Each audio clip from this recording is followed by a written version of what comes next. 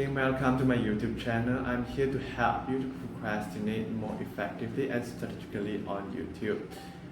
So, I believe you found this video, you are at the very last minute of your presentation. So, time is money. Without wasting more of your time, let's just get started. First tips is to share and admit to your audience that you just prepared yesterday. No.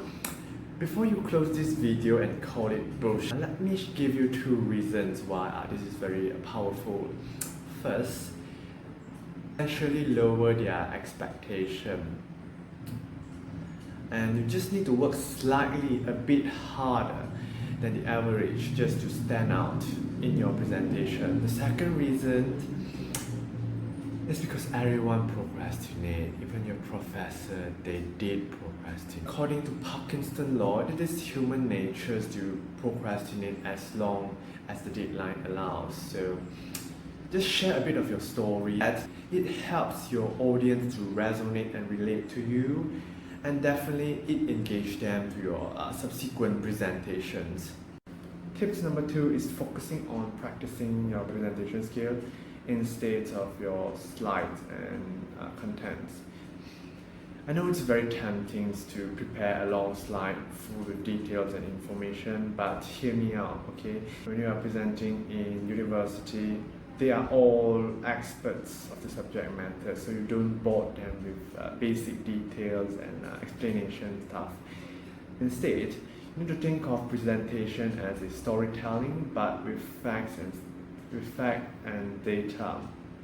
So perhaps you can start sharing why are you interested in this topic of the presentation and how you think this presentation is going to help all the audience here.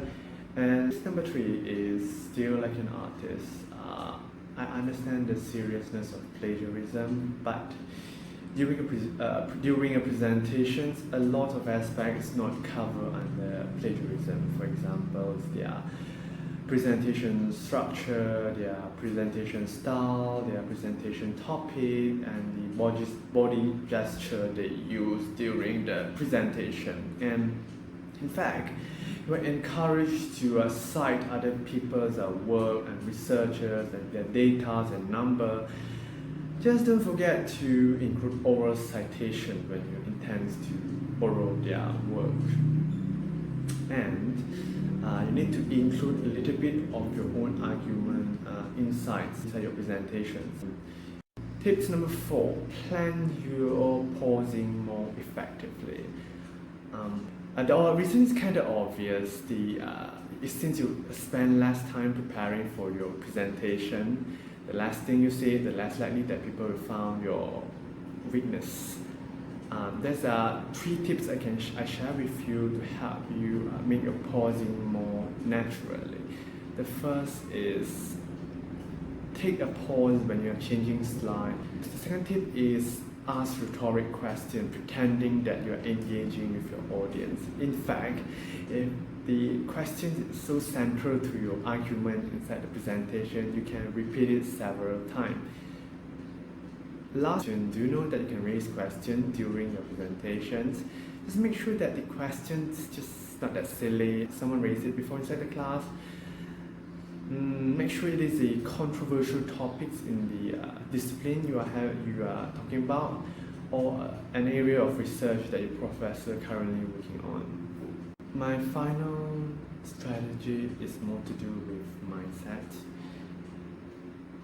and the strategy is get through it. Just get through it. If you are doing your presentation, you are preparing for it last minute, chances are some part in your mind thinking that this presentation need to be perfect and stunning. It's wrong.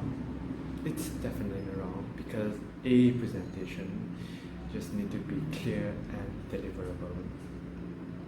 Just do me a favor, take out a piece of paper, write down all the things you need to do for that presentations. Circle out 3 things you must do to prepare for the presentation and just focus on it. Build the momentum and get through it. This is my final tips. Don't waste no more time. Start with your presentation. Start for your preparation now.